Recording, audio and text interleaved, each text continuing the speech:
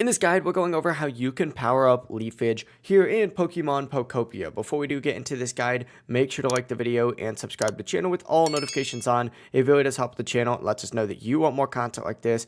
We'd greatly appreciate it if at any point throughout this guide you did have any questions, just ask them down in the comment section below and we could help you out further. I'm going to be doing my best to reply to every single comment down there. Now, first things first, you need to go ahead and head over to a cutting board. And I'm just so happy to be super far away from it right now, so give me a second. But essentially, just go ahead and make your way over to a cutting board and start cooking. You need to make sure that you use leaf as your main ingredient for this. And then any other ingredients doesn't necessarily matter. Or you could just use more leaves if you want. But essentially, just cook the food that you make, and then of course eat it as well. And once you eat it, leafage is immediately going to be powered up, and now you could use it to pull multiple items at once, which is super convenient. But yeah, it really is as simple as that. If you guys did have any questions, just ask them down in the comment section below and we could help you out further. I'm going to be doing my best to reply to every single comment down there. Before you do leave this guide though, make sure to like the video and subscribe to the channel with all notifications on. It really does help us out.